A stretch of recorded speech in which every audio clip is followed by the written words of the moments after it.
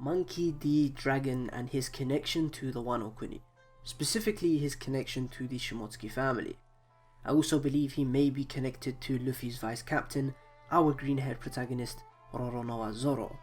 In this theory I will try to explain how Dragon is linked to Wano and what Zoro's lineage could be, with some incredible information and connections that were brought to me by a good friend. This is an absolutely huge theory that was brought to me by my friend over at the BDA Discord and on Twitter.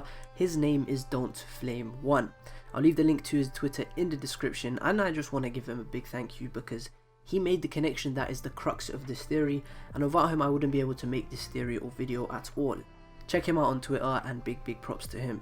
Originally I wasn't going to turn this into a video, but I posted the theory in a thread on Twitter which got quite an amazing response, and practically every reply to the thread was from people saying they were convinced and that this was the best theory they had heard in ages. So that told me if this theory is actually making waves and people are buying into it and believing it, I might as well turn it into a video and try to get it out for everybody to see on YouTube, which is the platform that I have a much larger reach on. Before I begin though, I do have a couple of disclaimers. Firstly, in this video we will be discussing news from the Volume 96's SBS, which was leaked on the 1st of April 2020. So if you are watching this before the official release of the volume, there will be some information that you may see as spoilers. So if you're planning to wait until that is officially released and read the SBS question corner in your own time, then I'm afraid you cannot watch this video since I will be discussing the leaks. If anything, you can just put this video in your watch later playlist and come back to it after you've read the SBS question corner in your own time. Secondly, I made a video on the 2nd of April, 2 days before making this video, where I discussed the possibilities of Zoro being a Shimotsuki, and I went through the SBS leaks in extensive detail. I will not be doing that in this video. I will refer to the points made in that video, but I won't be going over everything from scratch. So I highly suggest you watch that video before you watch this one. I will leave a link to that video in the description, but you do not have to watch it. It's just a suggestion because it will make stuff I am talking about in this video a lot clearer. And lastly, I also want to say that if this theory has been made before and you've seen it somewhere, please comment below where you found it so I can credit everybody who has made this theory before me. I had a look for quite a while, and as far as I can tell, this is an original theory.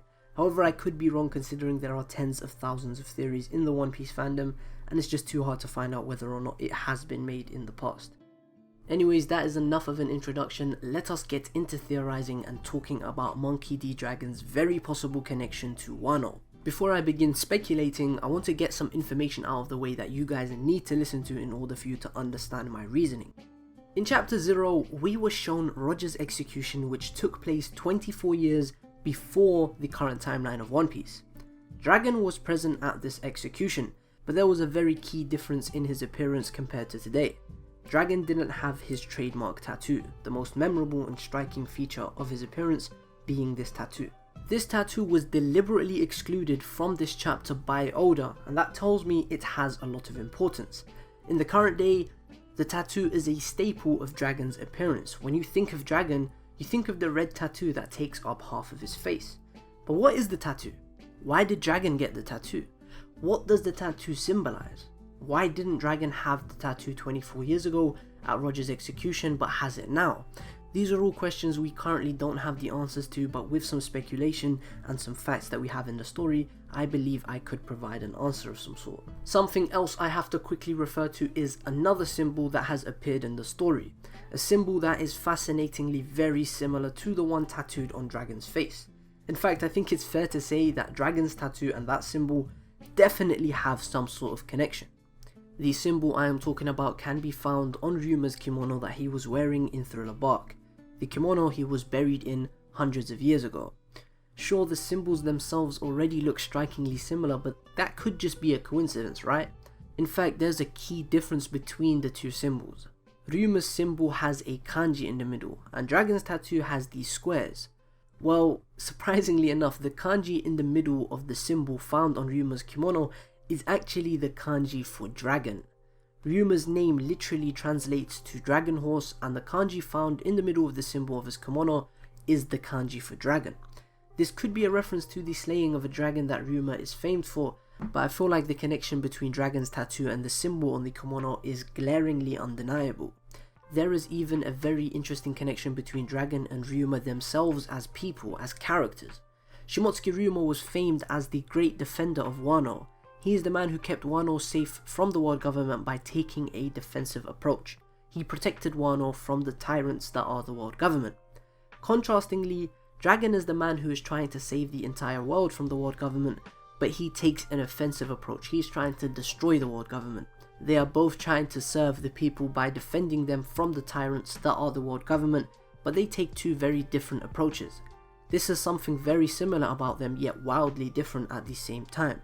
There is definitely a connection of some sort there, a connection between Ryuma and Dragon, and I'll get into what I think the connection could be a little bit later when I begin to speculate.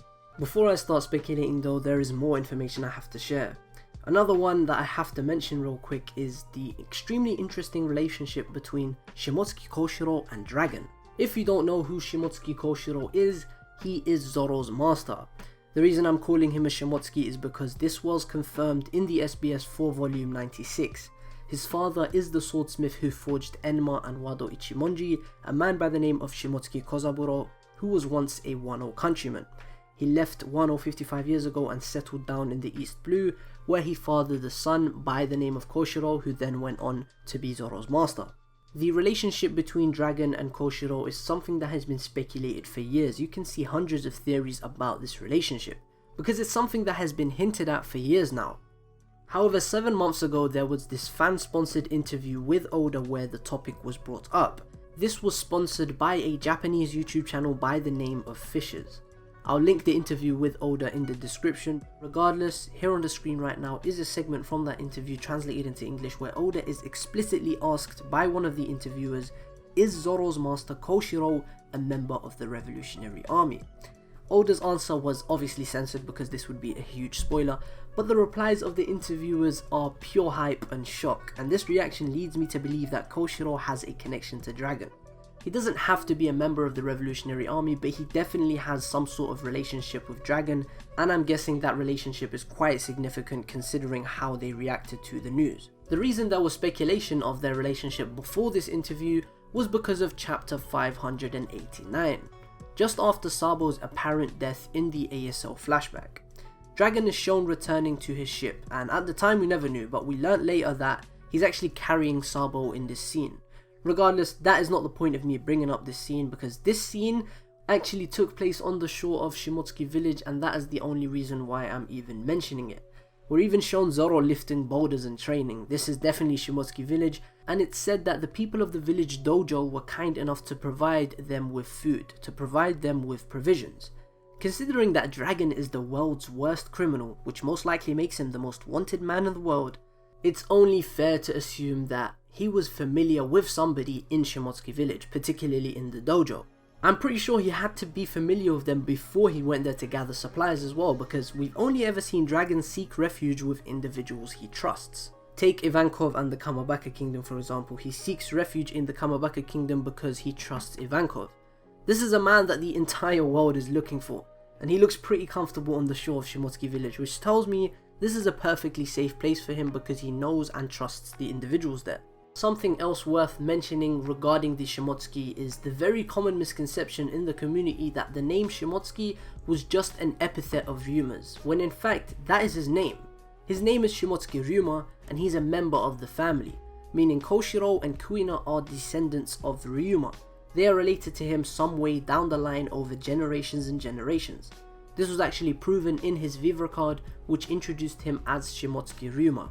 I'll put the Japanese scan on the screen for you right now, and you can translate that for yourself if you don't believe me, otherwise just take my word for it. And one last thing I want to note before I get into the speculation is that in the SBS that was leaked on Wednesday, on the 1st of April, Oda alluded to Zoro having a connection to Wano. When talking about Shimotsuki Kozaburo's journey, Oda says, and I quote, could it be related to Zoro's dynasty? That, at least to me, pretty much confirms that we're going to get some stuff regarding Zoro's lineage later on in the Wano arc. That's all for the information part of the theory. Now it is time to piece everything I've just talked about together with some speculation and try to come to a conclusion.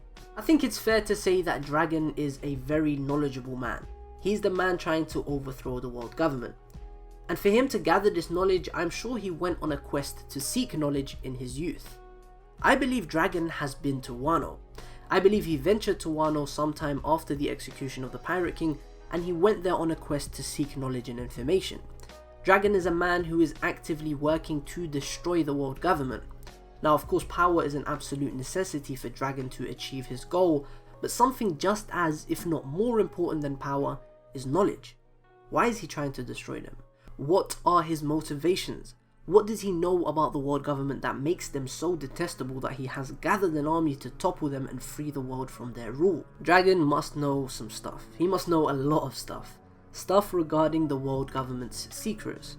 And considering Wano has very deep connections to the Void Century, to the Ancient Kingdom, and is actually the land where the poneglyphs were created, it is only fair to assume that this is the perfect place in the entire world currently to seek knowledge about that time, about the Void Century. What is very interesting about this timeline is that Ohara was destroyed, it was decimated 2 years after Roger's execution. So perhaps Dragon also went to Ohara on his quest for knowledge, but it was destroyed and so he had to head for Wano.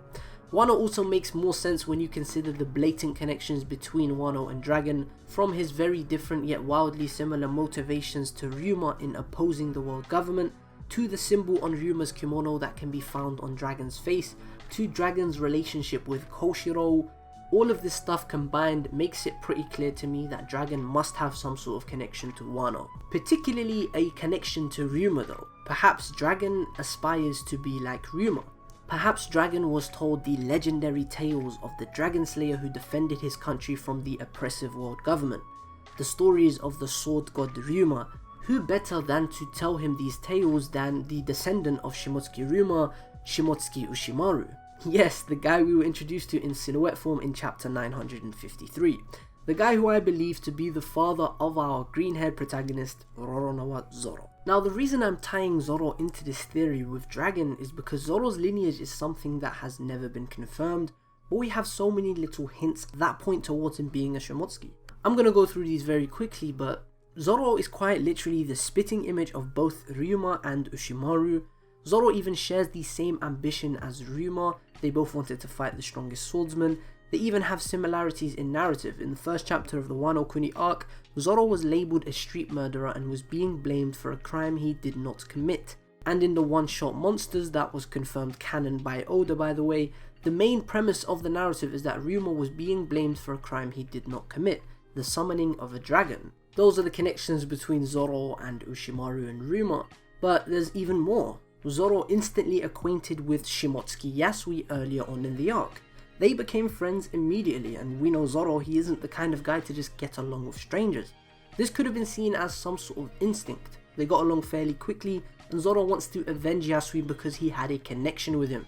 They're family at the end of the day, and they're connected through blood, whether it be their cousins, or Yasui is his uncle or cousin to his father. Regardless, they're a part of the same family, and the way they instantly connected with each other just makes me believe that even more.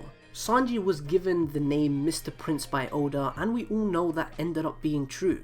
It wasn't just a cool name, he's actually a prince. In the exact same arc in Alabasta, Zoro was given the name Mr. Bushido by Oda. That's what Vivi would always call him. And Bushido is the code of honor and morals developed by the Japanese samurai. Wano is literally Japan in One Piece, and Oda has said before that if Zoro was from any country in the real world, it would be Japan. The proof for Zoro being from Wano is in the pudding. It's happening. Zoro was also born in November. Shimotsuki is the old Japanese name for the month November. Not to mention, Ushimaru's companion was Onimaru the Fox. Zoro's name in Spanish literally translates to fox. Ushimaru named his son after his companion. Is that not a blatant and interesting connection, or am I just jumping to conclusions? You tell me. I feel like it's pretty much certain at this point. Zoro's from Wano, and he's specifically a member of the Shimotsuki family. Those are just a few of the countless hints that tell us that Zoro is from Wano, and I've gone through all of these in my video that I uploaded just a few days ago, so if you want to hear more on that in particular, the link is in the description. Now, outside of the points that allude to Zoro being a Shimotsuki, probably the biggest glaring point is that Ushimaru was killed 18 years ago, meaning Zoro was 3 years old at the time. He was an infant. So Zoro not remembering that he's originally from Wano, and the fact that he hasn't brought it up at all and nobody has recognized him, makes a lot of sense because he left as an infant, he left as a 3-year-old. And as far as nobody bringing up the fact that he strongly resembles the former daimyo Ushimaru, I feel like it can just be justified when you consider what has actually happened to Ringo. Ringo is now a wasteland. In the past it was stable, people could live prosperously even under the harsh weather conditions, but now it's empty, nobody lives there, and it's run down and deserted. The houses are completely covered in snow and broken down. The people in Wano don't care for Ringo anymore. So people forgetting about the daimyo who died 18 years ago makes a lot of sense. Not to mention hair colour. Yasui's hair is officially blue, and although his daughter's hair is pink, it is very possible that there's a trend of blue hair amongst most of the men of the Shimotsuki family, and Zoro could have taken from his mother, which justifies the green hair and justifies where the Roronoa name came from.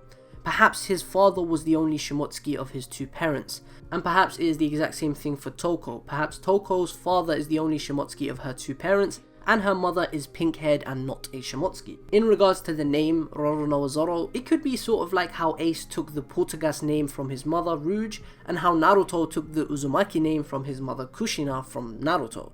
There are a variety of reasonings you can choose from that explain why Zoro doesn't go by the name of Shimotsuki. Now, the whole reason I began talking about Ushimaru and Zoro is because I said the perfect person to tell Dragon of the tales of the legendary sword god Ryuma was Ushimaru. Now, why is Ushimaru the perfect person, and how does Dragon tie into all of this? Why did I talk about Zoro for so long? Well, the next part of this theory is that around 18 years ago, when Dragon ventured to Wano to seek knowledge, he became acquainted with Zoro's father, Shimotsuki Ushimaru, and Ushimaru told him the tales of his ancestor, the sword god Ryuma, who protected Wano's borders from the tyrannous and oppressive world government. I also believe that Ushimaru entrusted Dragon with a mission regarding Zoro, and I'm going to get into that in just a bit. Before that though, I'm going to quickly talk about Dragon and the symbol that is tattooed on his face that was found on Ryuma's kimono. How can this be explained? I think it can be explained in one of 2 ways. The first way would be that once learning of Ryuma's tales, Dragon began to admire Ryuma for being a man who single-handedly protected his entire country from the oppression of the government, just like Dragon is trying to do for the entire world. His admiration led to him getting this symbol tattooed on his face. The second way this could be explained would be that there is a secret meaning behind this symbol. What that meaning is exactly, I don't know as of yet. All I can say is that it probably would have a very large connection to the Void Century and the Ancient Kingdom, considering that Ryuma was alive hundreds of years ago. Ushimaru shared the meaning behind the symbol with Dragon, and this is why he got it tattooed on his face, because it stands for something. What it stands for I do not know, but the point is Ushimaru and Dragon had a connection, and that's how Dragon learnt of the symbol that he has on his face right now. And why is it necessary to talk about this connection between Ushimaru and Dragon? What does it lead to? Well, I think Ushimaru entrusted Dragon with a task. I literally mentioned this just a minute ago. I believe Ushimaru entrusted Dragon with the job of taking his son to safety by delivering him to the Shimotsuki family's village in the East Blue. The reason why he had to take extreme measures to ensure his son Zoro's safety is because exactly 18 years ago, the daimyo carried out a rebellion against the forces of Orochi and Kaido, and they were defeated and killed. Ushimaru is currently dead. He most likely saw an inevitable loss coming, but his honor as a Wano countryman and as a samurai made him take the risk anyway and fight to the death. However, he couldn't risk the life of his son as well as his own, so he asked his acquaintance that is actually from the East Blue as well, to take care of it and to take his son to the East Blue to the family's village. Zoro kept the family name of his mother, Roronoa, so that in the future Zoro wouldn't be burdened by the Shimotsuki family's name. Orochi hunted down Yasui and Toko, so we know he wants to kill all of the Shimotsuki. And this is very well in Dragon's character, because there's literally an instance in the past where Dragon saves the life of a child and adopts them. He adopted Sabo. So Dragon carrying out this mission for Ushimaru makes a lot of sense, and it fits what we currently know of his character. So everything I have said boils down to this. Firstly, Zoro was born in Wano 21 years ago and his father is Shimotsuki Ushimaru.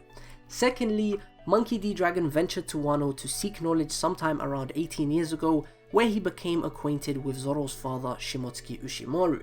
Thirdly, Ushimaru either told him the tales of Ryuma or told him a secret regarding the symbol that Ryuma wore on his kimono, and so Dragon got the symbol tattooed on his face. Fourthly, the daimyos began to plan their rebellion, which would inevitably end in failure. Fifthly, Ushimaru entrusted his friend Monkey D. Dragon with the job of taking his son to safety by delivering him to his family's village in the East Blue. And sixthly and lastly, this explains why and how Dragon knows of Shimotsuki village and has sought refuge from them before, and how he knows Koshiro, how he has this relationship with him. What I love the most about this theory is that it means Luffy's father and Zoro's father were friends. Their fathers were acquaintances back in the day, which makes their meeting back in Shell's Town all the more special. It is as if they were destined to meet. They really are brothers through and through. So that is all of the information we discussed at the start of the video, all coming together to create a cohesive narrative. There are obviously lots of things that need to be addressed if this actually does happen, if this theory is correct. And I'm not denying that there are some little holes in this theory. For example, if this theory is true, we need answers for a lot of questions. Questions like, why didn't Dragon get involved in the battle to overthrow Kaido? Why has he left Wano to be ruled by tyrants for the last 2 decades? Why does nobody in Wano recognize Zoro when he resembles both Ryuma and Ushimaru so much? What would be the point of this Zoro flashback? Flashbacks in arcs tend to serve a purpose for a narrative. Most of the time they provide character motivations, so what about this will motivate Zoro? Will Zoro care that his father, who he never knew, was killed by Kaido? Who knows? There's all of these questions, and there are more that I just cannot answer for now because it's just too vague. But even though the theory isn't bulletproof, it is very plausible and I could definitely see it happening. As of yet, there are no straight up debunks to the theory, as far as I can tell. But if there is something interesting you want to add to the theory, or perhaps take away from the theory or criticize the theory, please leave your thoughts in the comment section below. As always, I am open to your criticisms and I am open to your suggestions. Leave a like if you enjoyed the theory, let me know in the comment section what you think about it, and what kind of videos you would like to see next. Subscribe for more One Piece content. I have been Fiji. Peace.